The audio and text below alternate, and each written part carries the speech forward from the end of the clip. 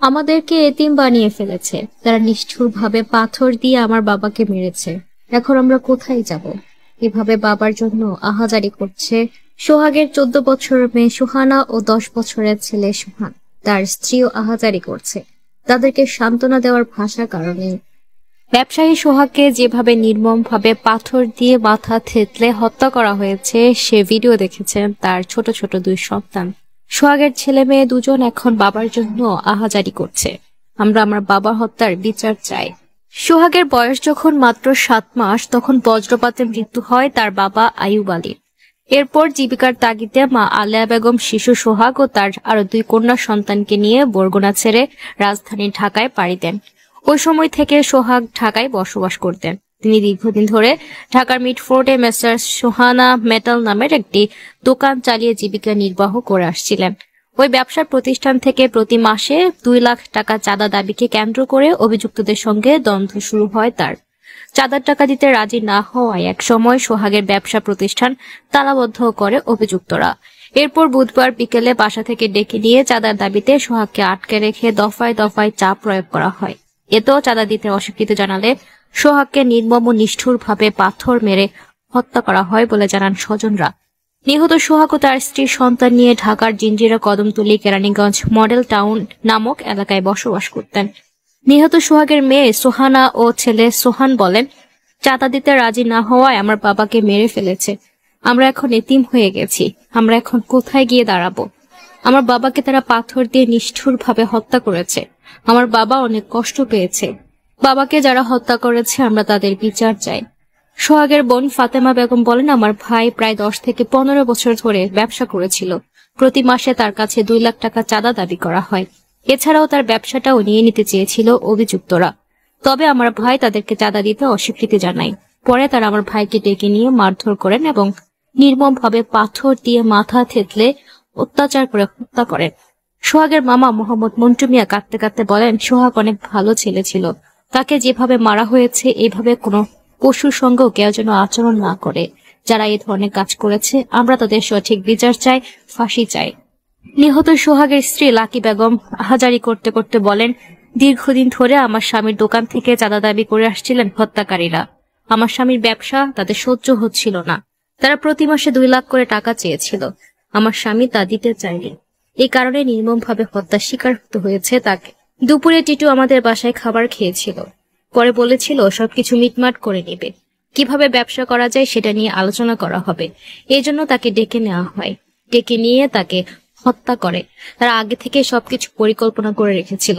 চাঁদা না দেওয়ায় ঢাকার মিডফোর্ড হাসপাতালের 3 নম্বর ফটকের কাছে নৃশংস হত্যাকাণ্ডের শিকার লাল চাঁদ ওরফে সোহাগের বাড়ি বরগুনায় চলছে স্বজনদের আহাজারি। এদিকে স্বামীকে হারিয়ে বাকরুদ্ধ স্ত্রী লাকি বেগম।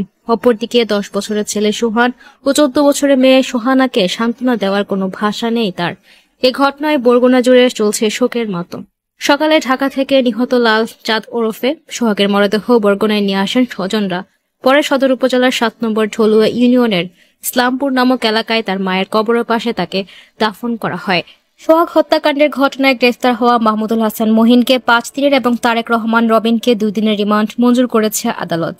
উল্লেখ্য, গত বুধবার 9 জুলাই সন্ধ্যা 6টায় মিডফোর্ড হাসপাতালের সামনে সোহাগকে পিটিয়ে ও ইট ও পাথর দিয়ে মাথা থেতলে হত্যা করা হয়। তারপর মরদেহের উপরে চলে বর্বরতা। সেখানে তারা তার মরদেহের উপরে বুনো উল্লাস করে। এই ঘটনার ভিডিও সামাজিক যোগাযোগ মাধ্যমে ছড়িয়ে পড়েছে, যা বেশ আলোড়ন সৃষ্টি করেছে। দর্শক, এই নিয়ে আপনি মূল্যবান মতামত কমেন্ট বক্সে জানিয়ে দিন। আমরা চাই এই খুনিদের শাস্তি হোক এবং তার পরিবারকে যেন আর নিরাপত্তা দেওয়া হয়। আল্লাহ তাআলা যেন সোহাগকে জান্নাতের স্থান দান করে। আমাদের এতিম বানাইছে। আমরা এখন কোথায় যাব? আমার বাবাকে নিষ্ঠুরভাবে মারছে। আমার বাবার কাছে আমার বাবা এই ব্যবসার জন্য মারা হয়েছে এবং এই নিয়ে সবাই প্রতিবাদ করে তোলে। ধন্যবাদ। শরীরে কোনো কাপড় ছিল না, ওনার ইচ্ছাই ছিল না। ঘুমাইতে ঘুমাইতে এত সুন্দর একটা মানুষ আর একটু অস্তিত্ব রাখি না।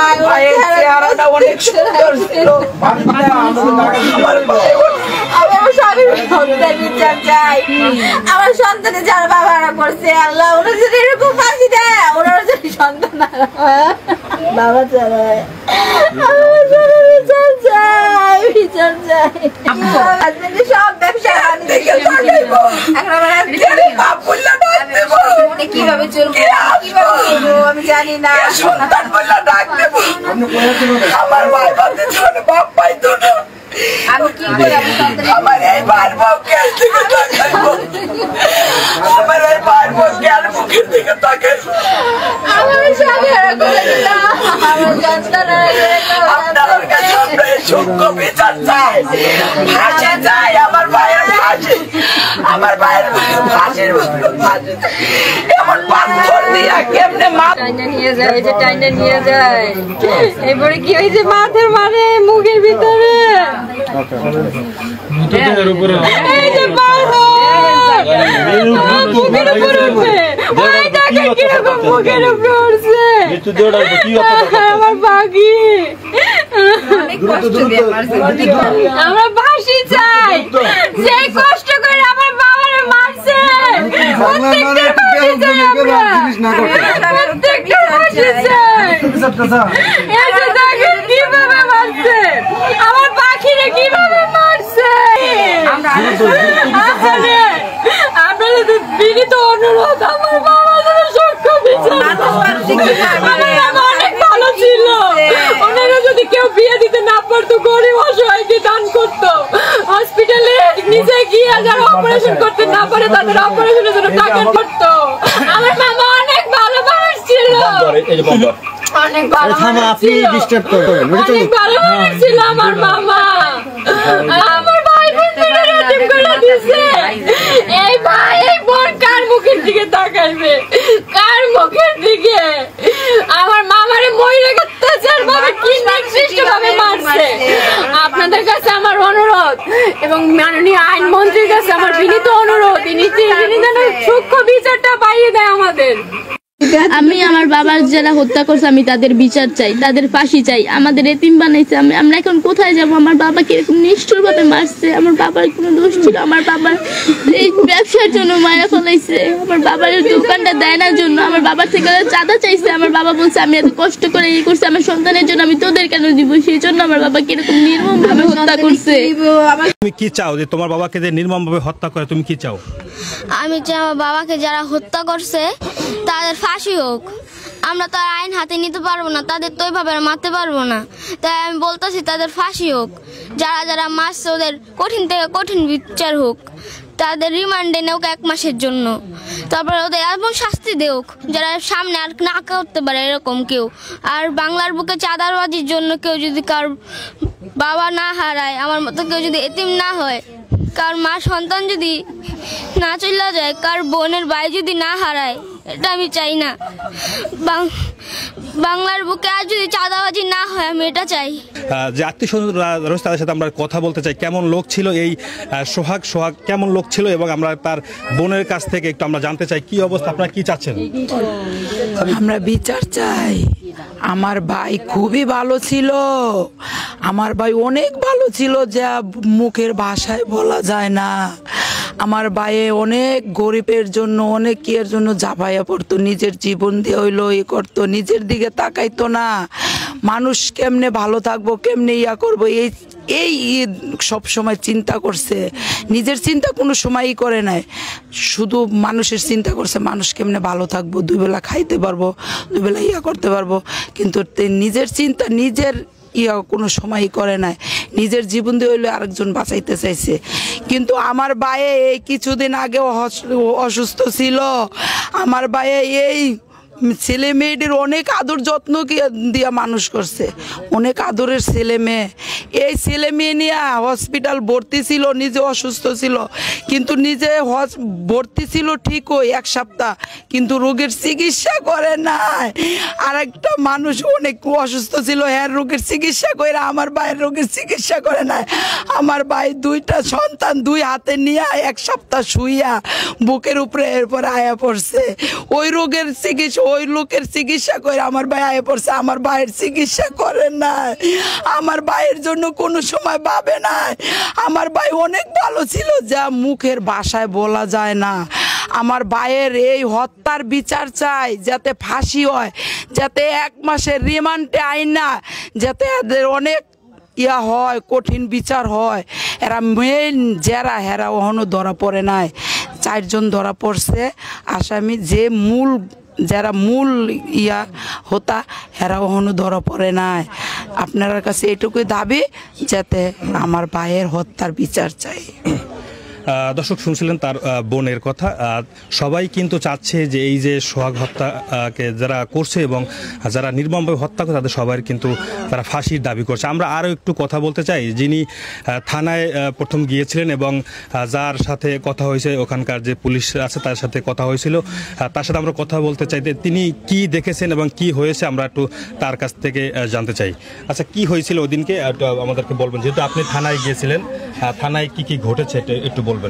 থানায় প্রথমে মামলা হয় না, আমি 4:30টায় গেছি, তখনও দেখি মামলা হয়নি এবং আসামিও ধরা পড়ছে অলরেডি 2 জন। তো আমি বললাম যে কেন মামলা হচ্ছে না এখনো, পরে বলছে যে আমরা প্রসেসিং করছি। আপনি কিসের প্রসেসিং করছেন আপনারা?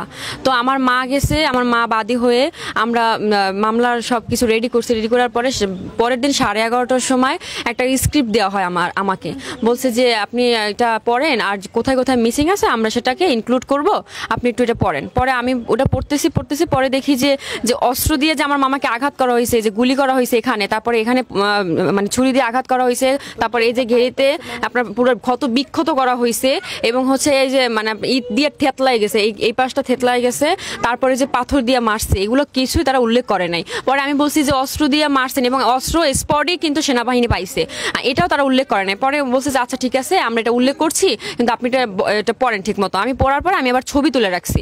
ছবি তুলে রাখার পরে আমার মাকে আমাকে বের করে দিয়ে, সবাইকে বের করে দিয়ে আমার মাকে একা রাখছে, এবং তখন ওখানে আরেকটা ঊর্ধ্বতন কর্মকর্তা ছিল। ওনার কথাগুলোই কেমন জানি লাগছে আমার। উনি কথা আসলে একটা মায়া সহিত কথা বলবে, যেহেতু এখানে ভিডিও সব ভাইরাল হয়ে গেছে, কিন্তু ওনারা কি করছে, ওনারা আমাদের আমাদের চার্জ করে। তো আমার মা করছে কি, ওনারা রেডি করা ছিল স্ক্রিপ্ট, রেডি করার কারণে ওই স্ক্রিপ্টে আমার মাকে সিগনেচার দেওয়া হয়েছে, যেখানে যারা যারা ছিল আসামি, মূল আসামি, তাদেরকে ওখানে দেওয়া হয় নাই। এবং আপনারা একটা জিনিস দেখবেন, খেয়াল করবেন, যখন ভিডিওটা ওই যে মারা যাওয়ার পরে যে ভিডিওটা, এই যে লোকটা আপনার এই যে ইন করা যে লোকটা, এই লোকটাকে একটু অনেক পর্যবেক্ষণ করবেন। এই লোকটা কিন্তু অনেকটা এই যে শেল্টার দিছে, যারা মানে আটকায় রাখছে, যারা আমার মামাকে মারছে তাদের কিন্তু উনি শেল্টার দিছে। উনি একটু খেয়াল করে দেখবেন, সবাই একটু জুম করে দেখবেন, এটা খেয়াল করবেন। এই লোকটা অনেকটা শেল্টার দিছে ওদের, এবং ইনি মানে সবাইকে সাইড করছে, সাইড করে যারা যারা মারছে আমার মামারে, তাদেরকে উনি সুযোগ করে দিছে যেন মারতে পারে। তো আমি চাচ্ছি এটা যেন দৃষ্টান্ত শাস্তি হয়, এমন শাস্তি হয় যেন পুরা পৃথিবী, পুরা বিশ্ব কেঁপে ওঠে যে না, এটা একটা দৃষ্টান্তমূলক শাস্তি হয়েছে। আসসালামু আলাইকুম, আমি ভিকটিম যে লালচাঁদ উর্ফে সোহাগ, তার মেয়ে সোহানা। আসসালামু আলাইকুম, আমি ভিকটিম লালচাঁদ উর্ফে সোহাগের ছেলে মোহাম্মদ সোহান। এবার বলো কি হয়েছে, যেদিন ফোনে নিয়ে গেছে, সেখানে আমার বাবাকে ওনারা অনেক হুমকি দিছে এই দোকানটার জন্য। এই দোকানটা নিয়ে অনেক ঝামেলা চলতেছিল। ওনারা চাইছে যাতে আমার বাবার কষ্টের টাকা দিয়ে এই গোড়ার দোকানটা যাতে ওনাদের নামে করে দেয়, এবং এবং এই বিনিময়ে 2 লাখ টাকা চাঁদা চাইছে প্রত্যেক মাসে। হ্যাঁ, এবং আমার বাবার একজন বন্ধুই তো, উনি নাম ফয়সাল, উনি আমার বাবাকে ফোন দিছে আপনার বাবা বের হওয়ার আগে, ফোন দিয়ে বলছে যে তুমি তাড়াতাড়ি একটু বাইরে আসো, তো তোমার দোকানের সামনে আসো। আমার বাবা বলছে যে ওরা যেহেতু আমার হুমকি দিছে, ওগুলোর সাথে তো অনেক মানুষ ছিল, তো আমি কিছু মানুষ নিয়ে যাই। ওই লোকটা বলছে না, কোনো মানুষ লাগবে না, তুমি একা আসো।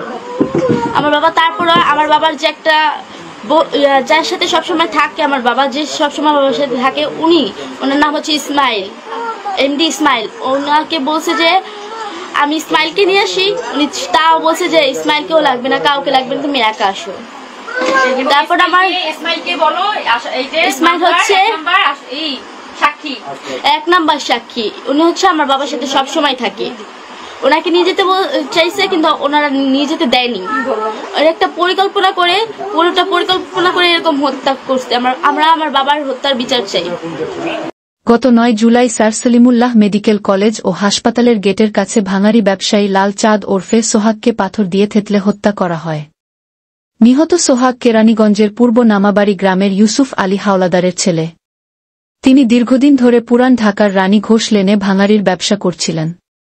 এই ঘটনায় 5 জনকে গ্রেপ্তার করার কথা জানিয়েছেন ঢাকা মেট্রোপলিটন পুলিশের ডেপুটি কমিশনার মোহাম্মদ তালেবুর রহমান।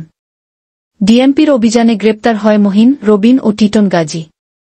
র্যাবের হাতে গ্রেপ্তার হয়েছে আলমগীর ও মনির। মিটফোর্ডের এ হত্যাকাণ্ডের ঘটনায় 2 যুবদল নেতাকে বহিষ্কার করেছে বিএনপি। কোতোয়ালি থানায় একটি হত্যা মামলা এবং অস্ত্র আইনে একটি পৃথক মামলা দায়ের করা হয়েছে। এই স্ক্রিপ্টটাকে সংবাদ উপস্থাপিকার মতো করে প্রাকৃতিকভাবে ভয়েস ওভার করে দাও। এখানে আমাদের কিন্তু একজন নেতা রয়েছে, তার সাথে আমরা কথা বলছি। যা জেলা বিএনপির সাবেক সভাপতি নজরুল মোল্লার সাথে আমরা একটু কথা বলতে চাই। এই যে এটা হয়েছে, এইটা আপনারা কেমন চোখে দেখেন এবং আপনারা এই যে ঘটনা যেটা হয়েছে এটা অত্যন্ত দুঃখজনক এবং এই ঘটনা এই বাংলাদেশের এই প্রেক্ষাপটে এরকম আমরা এটা কেউই আশা করি নাই। তবে এই যে ঘটনাটা হয়েছে এটা সে যে দলেরই হোক না কেন দৃষ্টান্তমূলক বিচার হওয়া দরকার। এই সমস্ত হত্যাকাণ্ড কোনোভাবেই সমর্থনযোগ্য না। যদিও দোনো গ্রুপই যা শুনছি আমরা আমাদের দলেরই লোক, এ ছেলেও আমাদের যুব দলের কর্মী ছিল বা যারা এই ঘটনা ঘটিয়েছে আমি তারাও শুনছি যে আমাদের দলের সমর্থক হতে পারে, আমি শিওর না। যে দলেরই হোক তাদের বিচার আওতায় আনা হোক, যাতে এই ধরনের ঘটনার পুনরাবৃত্তি না ঘটে।